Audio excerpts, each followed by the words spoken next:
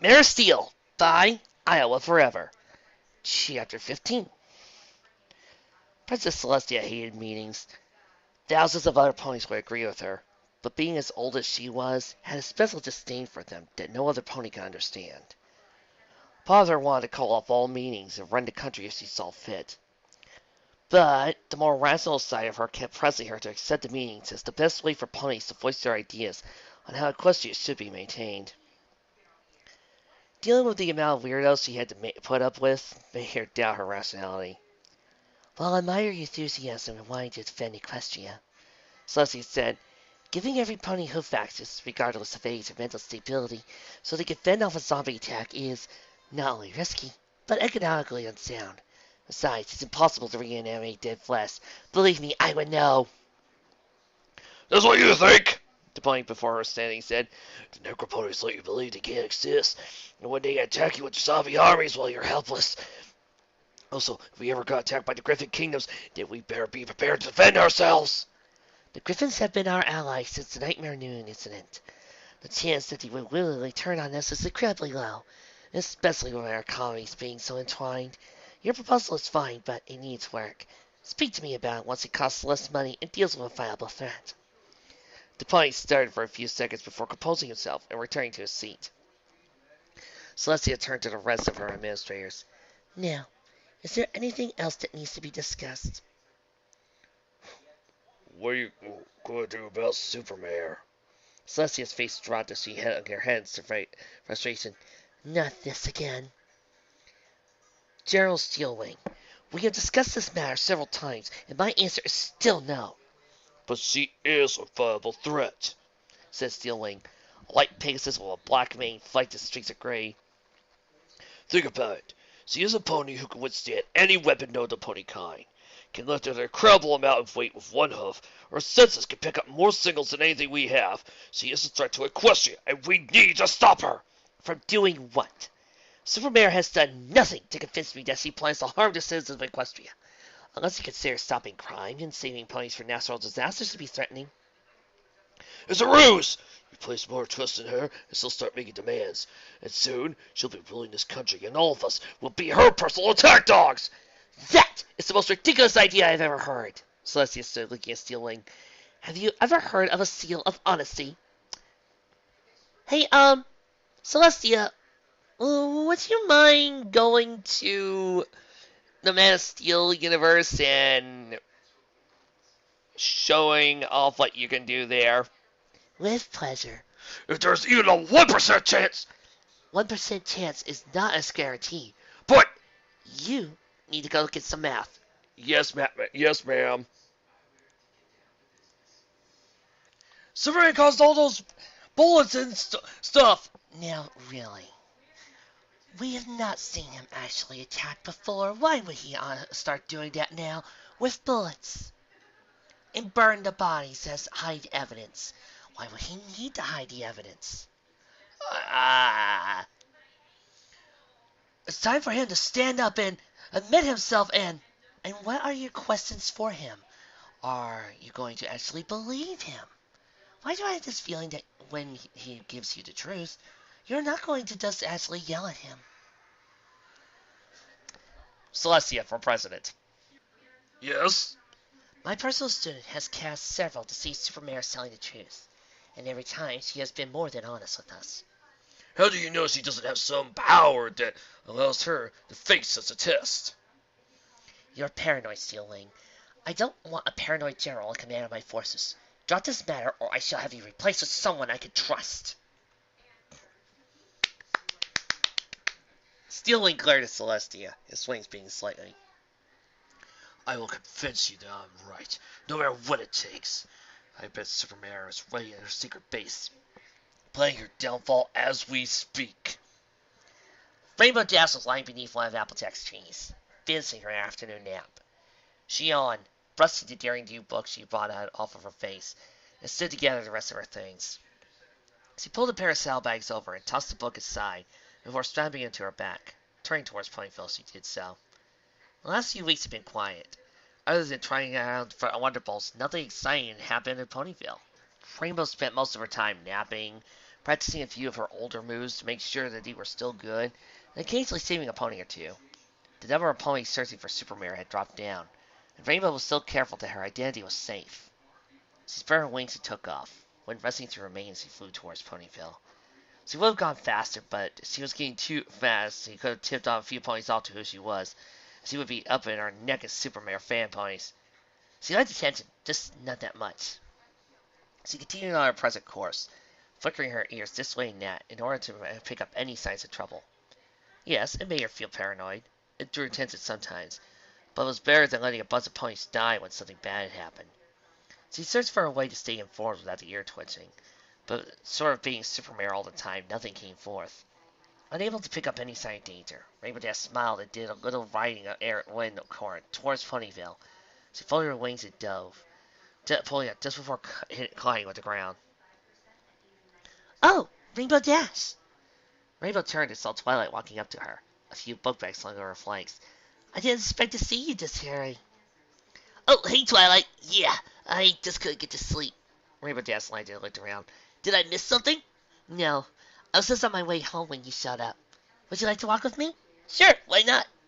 Rainbow Dash fell in place next to Twilight, the two mare walking past dozens of other ponies going about their routines. So, what's in the bags? Twilight asked. Oh, doesn't do book and other things. Oh. It took Twilight a moment to realize what Rainbow meant. Oh, Rainbow, isn't that being a bit paranoid? You are so black! I'm not black, you're black! Ah! Beats having to fly back to my house every time somebody's in trouble. Seriously, those classes are a pain in the flag to get done in a hurry. I think I might expand my house just so I can chase faster. Rainbow, you have to be a little quieter about this. Some ponies may figure things out. Yeah, I know. Still, it's kind of fun going here and there, helping ponies. Besides, I think I look cool in the suit. But I've got problems. Oh, joy. Rainbow gave Twilight a soft jab in the side, so maintaining much of her strength as possible to knock Twilight into a wall. Hey, this is serious. I keep getting these freaks that want to be my arch nemesis. Yeah, I've heard. Twilight produced the newspaper and tested it to Rainbow Dash. This was in yesterday's newspaper. The picture showed a green earth pony dressed in a poorly fitted mask and towel cape, hanging by his tail from Twat hangers from clock tower. Local earth pony attempts to fight Supermare, claims to be arch nemesis. Never knew the guy in my life. He said he did. He also said I was from Jupiter and was his second cousin or something. I don't even have a second cousin! At least, I don't think so, and they're probably dead anyway. Still, you don't hang ponies from clock towers. I was having a bad day, okay? Tank had something wrong with his stomach, and I had to wake up early to get him to Fluttershy. Debbie sent my mail to Raindrops, and I had to spend 3 hours getting everything sorted out. Once that was done, some firebug in Tryhand tried to burn down an orphanage, and then this bozo comes up and says I'm his arch nemesis. I didn't know about that. Yeah, they never talk about superheroes having bad days. It's always love interest and arch nemesis. See, nemesis. Okay. But you still like it, don't you? Of course. Rainbow Dash smiled. Didn't you hear what I said earlier? Yes. Are you sure you don't need us to help with something? You're doing fine. As long as you don't tell any pony, I'm good. I mean, unless you can transport halfway across Equestria and have a bunch of powers so they prevent big natural disasters, you only slow me down. Oh, okay. Twilight went away. Just don't make sure you don't forget about us. I never do that. You guys mean the world to me. I never forget you. Superpowers or no superpowers. As soon as she finished saying this, her ear fled towards Camelot. Airship, leak ropes, not enough Pegasi to save every pony. Twilight, I gotta go. What, did I do something wrong? No. I just need to go, now. Is something else wrong? Plenty. Rainbow Dash took off towards Camelot, tugging at the straps of her saddlebags. Home! I've been dying to do the whole entire Superman chest rip. Thunderlane sent another pony down the Argover trees, taking a quick head count to determine how many ponies had been rescued. Usually he would have gone to ask some pony to join him, like his cousin Blossomforth, but either because of his cockiness or stupidity, he decided to go alone. Last time I go like this alone. Nothing had happened until a rough spot near Camelot had snapped one of the ropes, holding the balloon to the rest of the ship. Things quickly spiraled out of control, and with only 2 other Pegasi capable of lifting a pony, They were having trouble evacuating every pony. Hey! Is that all the falls? So, as an older stallion landed, I don't know. I didn't have time to check and see if there were any below deck. Thunderlane spread his wings and shot upwards, returning to the stricken airship as a second support cable snapped, causing the airship to lurch to one side. His wings beat against the skewered deck of the airship, allowing him to stay upright and continue his search for more ponies. However, debris from the deck of the ship was now raining down on him. Trying his might, he could not get close enough to make his search more thorough. Thunderlane's heart stopped for a moment when he heard the last few supports snap. He could only watch mute horror as the airship fell to the ground, gradually picking up speed as it fell. So thought he could see ponies still on four, some of them looking up to ask, why me? He closed his eyes, waiting for the sound of the airship crashing against the sound. But no such sound came. Look, up in the sky. Curious, Thunderlane looked over one eye and saw the airship flying several meters off the ground. The ponies on deck confused as their continued survival. It's a bird! Slowly, the airship was lowered to the ground. Now he could see the airship. It's a plane. A tan pony dressed in a blue red suit and cape. Her forehooves wrapped around the bow of the airship. It's Superman! One pony shouted, and soon the others were joining in cheers for the hero. Superman smiled as he lowered the airship to the ground, setting it down gently before flying out to help those still on board get down. Thunderlane couldn't help but smile as he flew down to the airship, trying his best not to get in Superman's way. You should be proud of yourself, Superman said after unloading the last of the ponies. If you and the other Pegasi hadn't reacted how you did, then more ponies would have been injured. Well, sure. Thunderlane looked away, unsure how to proceed. I mean, you saved the day. I like to think we all saved the day here. You did the most important step, and I helped in the end phase. She smiled and took off, rising above the other ponies. Statistically speaking, airships are still the safest way to travel. Just remember to check your supports next time you go flying. She waved and took off, vanishing into the clouds while the other ponies cheered. Thunderlane stood in silence as Superman left. He attempted to say something, but nothing could really describe the mix of emotions he was currently feeling. On one hoof, he was still scared at some point he could have been hurt during the accident. But on the other hoof, he was in awe that Superman had arrived and saved every pony so quickly. He stood there for a few moments before feeling something tugging at his tail. We still find no way. Thunderlane looked and saw Pegasus Felix staring at him. Are you okay? Yeah, I'm fine. Just fine. Chapter 16. Steelwing was angry. Well, that was not a very uncommon phenomenon. Celestia's consultant avoidance of the Superman issue was getting annoying. He paced around his quarters, muttering to himself while a few of his lieutenants looked on. Has shining armor given any support? He asked, not looking up from his pacing. No, sir. Figures. The damn fool's so wrapped up in his idealism he could barely function. Probably spending too much time sleeping with Celestia's niece instead of taking action. Sir, you know you shouldn't speak ill of the guard. Why not? They couldn't defeat Nightmare Moon or Chrysalis. They'll be useless fighting Supermare. Perhaps they are useless, but you are failing because you have not been directing your attempts to capture Supermare. A voice from the next hall said from the next hall.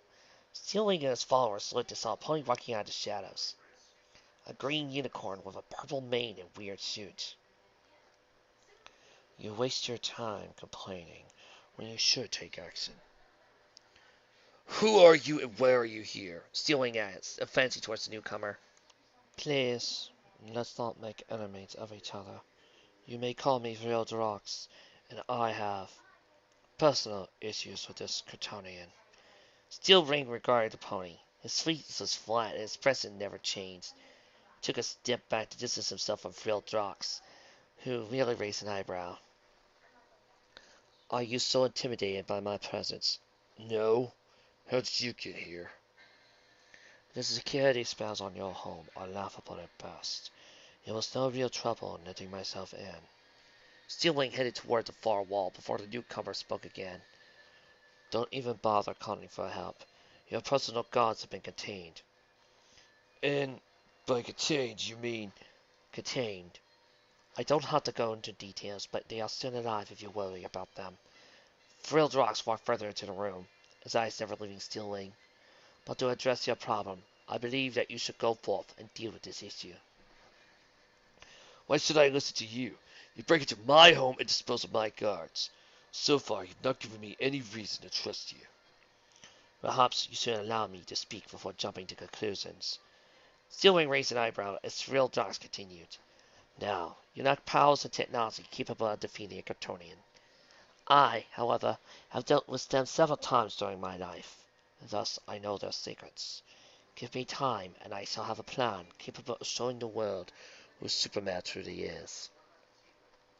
How do I fit into this plan of yours? You have connections, do you not?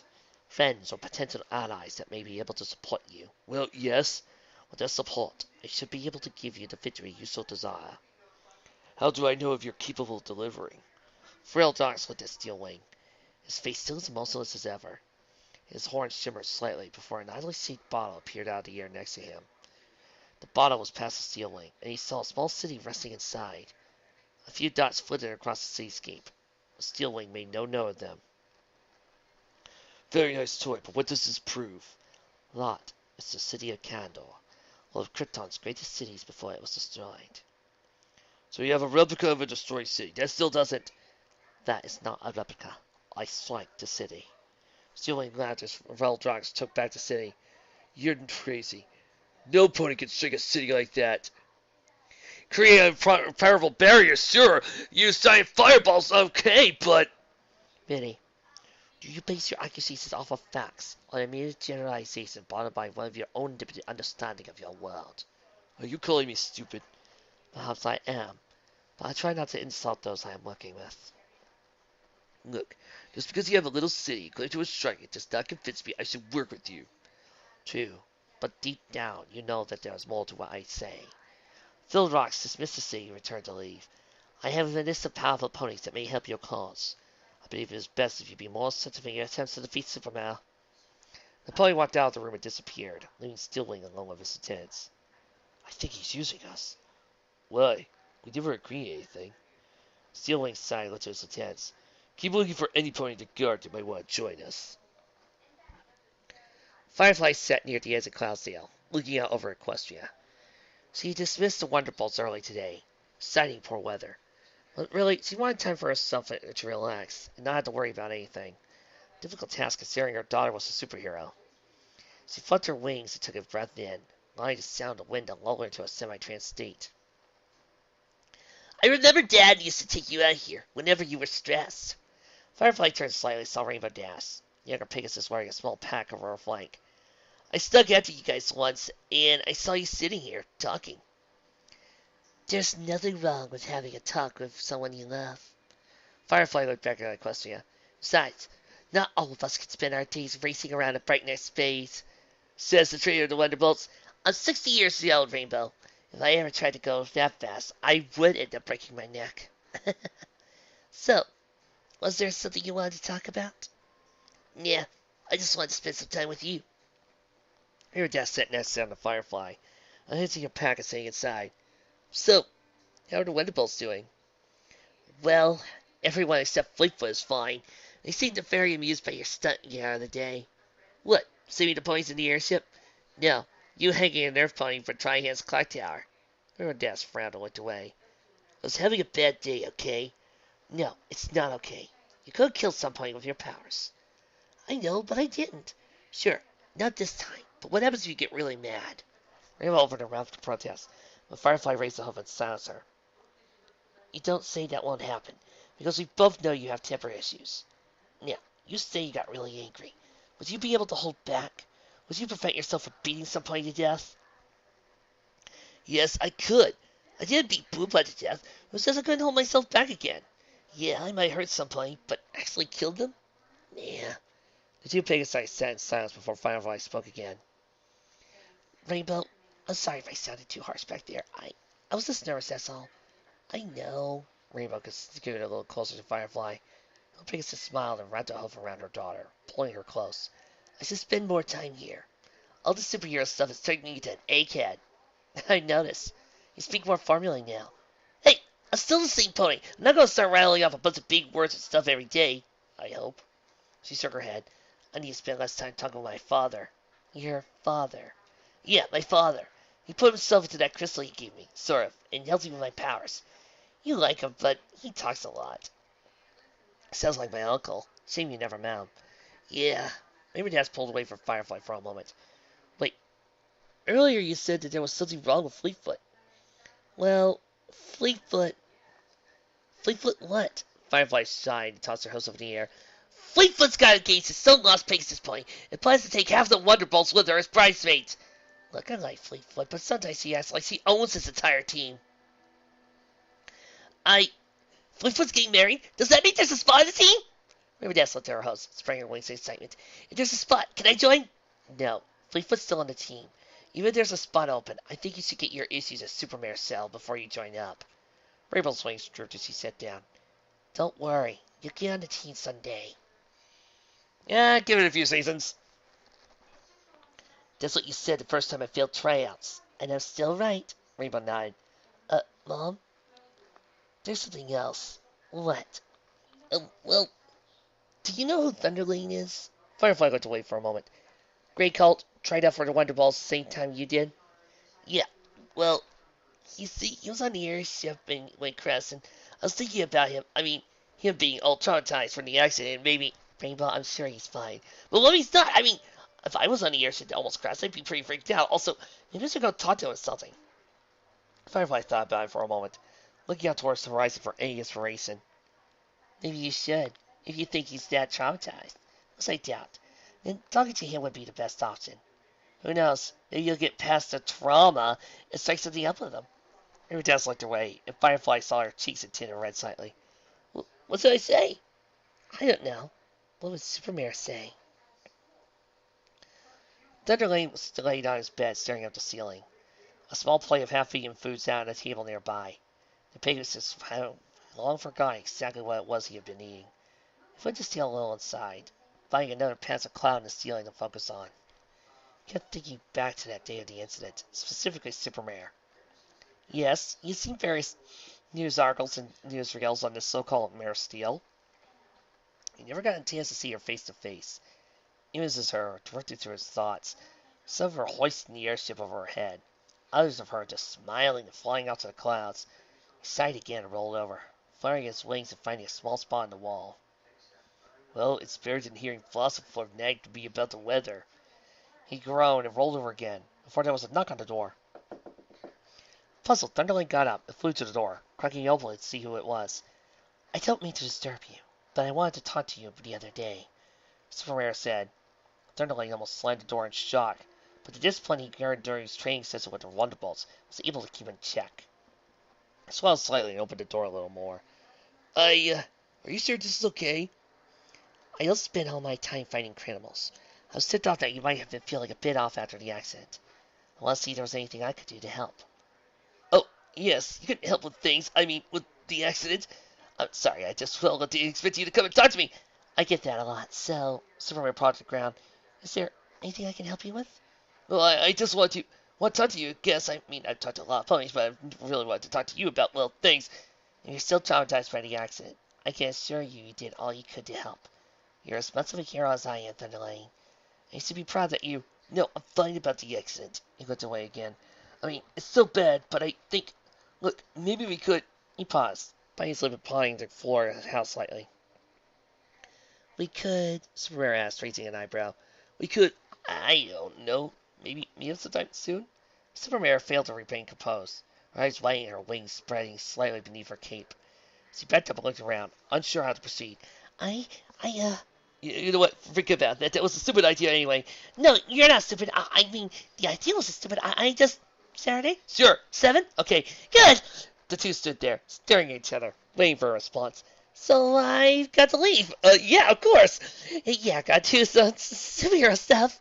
Superhero smiled, her face flushing red, before giggling slightly, taking off. Once he was out of sight, Thunderlane closed the door and collapsed. I am an idiot. Sorry if asking for some closure, and I ask you out on a date! Thunderlane hit himself in the face with h's right hoof. Of all the mares I could have talked to, I had to choose the superhero. He groaned and pulled himself to his hoofs. It's not a date, Thunder. We're two ponies just talking about things. That's all. He nodded slightly before a small voice from the back of his mind. It sounded like Iowaforever, for whatever reason, in his strange thought. Keep telling yourself that, Thunder. The voice said, causing whatever confidence he managed to regain dissolve. He groaned once more, looked at the floor. What have I gotten myself into?